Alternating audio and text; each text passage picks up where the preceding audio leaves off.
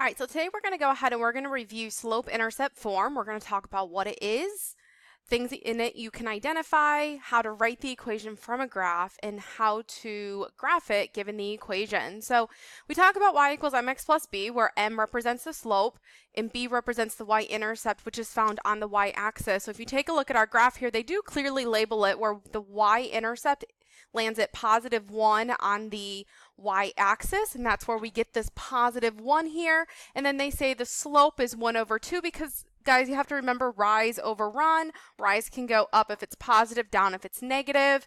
And then run is you can go left if it's negative, right if it's positive, rise over run. And that's how we get that 1/2. So let's go ahead and start taking a look at this.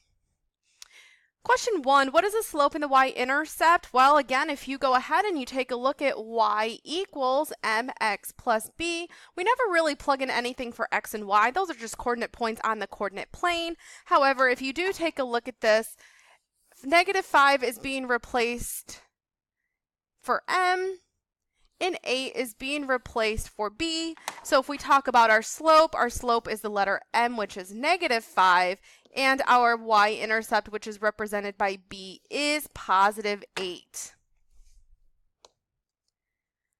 Question 2, what is the slope in y-intercept? Okay, we have y equals mx plus b. Well, here we have 3/4 is replacing your slope.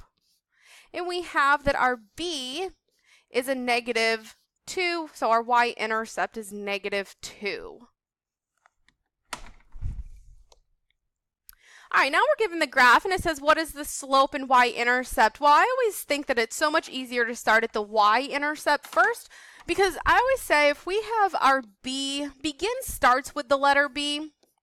So that's where we want to begin here. So if I take a look here, I know that my b is my y-intercept, which lands on the y-axis. If I take a look here, that is at +5. We go from the origin and we go up 5.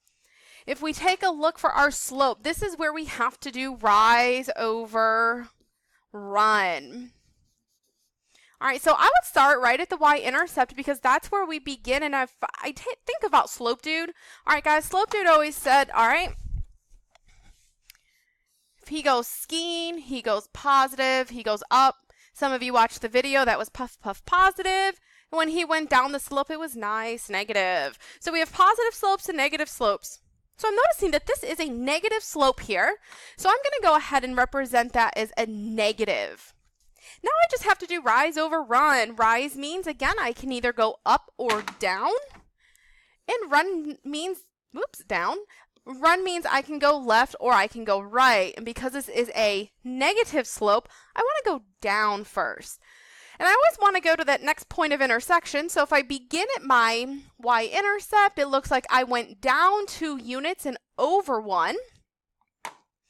And if I go down 2 units over 1, -2 divided by that +1 simplifies to -2.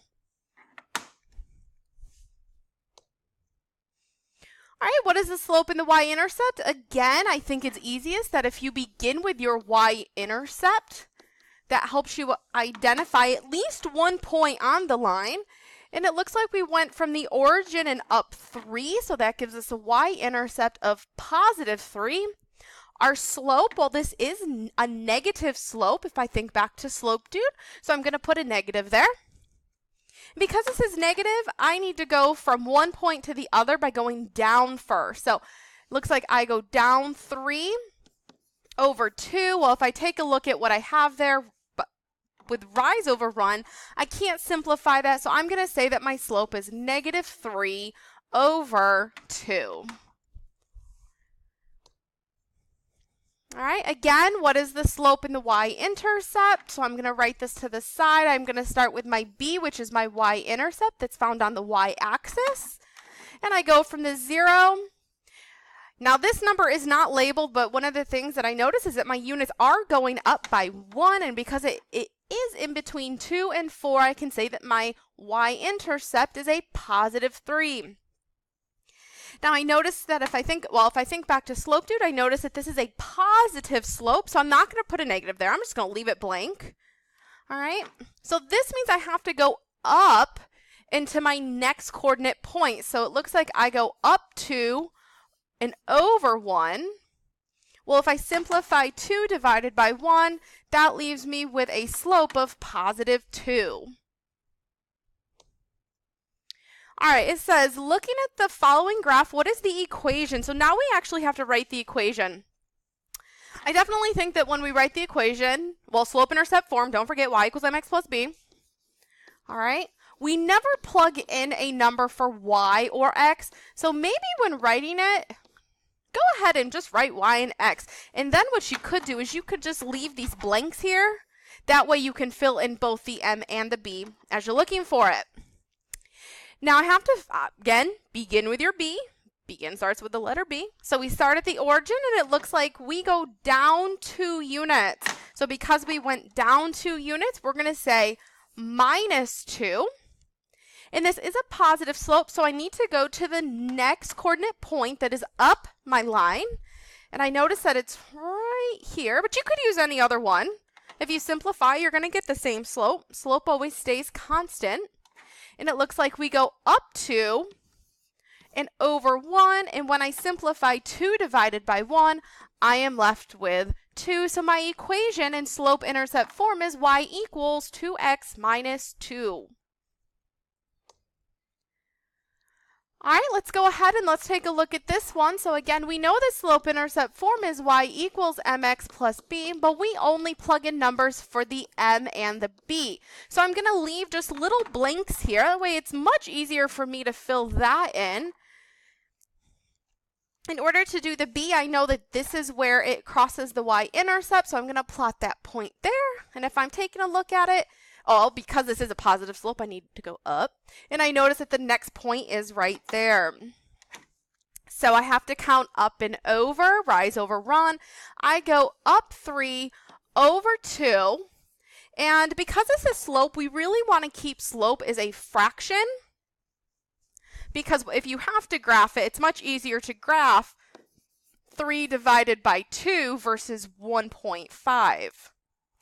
And I guess I forgot to plug my b in there. It looks like that's positive 3. So the equation of this line here is y equals 3 over 2x plus 3. All right, so now we want to go ahead and graph the following. So if I do have y equals mx plus b, all right, remember we have to really focus on the m and the b. Always begin at your b, and that's what crosses the y-intercept. Well, that is a negative 3, so I need to start at the origin, and I need to go down 3. Now we need to take a look at our m, which is 1 over 2. Now don't forget, this is rise over run. So if you have 1 over 2, that 1 is positive, so you need to go up. The 2 is also positive, so you need to go to the right.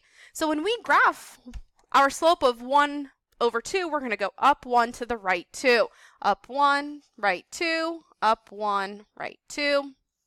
3 points is good enough. Not perfect, but you guys would be using a straight edge to make your line. And there we go. All right, so graph the following. Again, we always have to start with our b.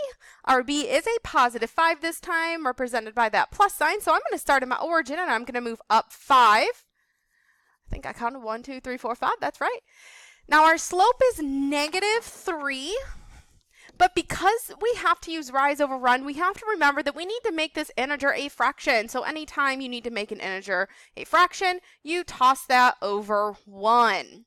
Now, because it is a negative 3 in the numerator, that's our rise. That means we have to go down.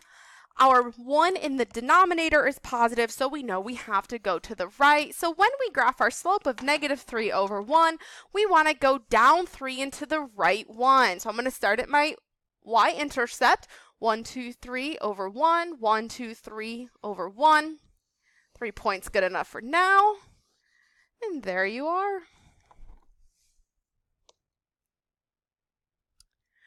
All right, so multiple choice question. Which graph represents y equals negative 2/3 x plus 2? Let's use our multiple choice testing strategies here.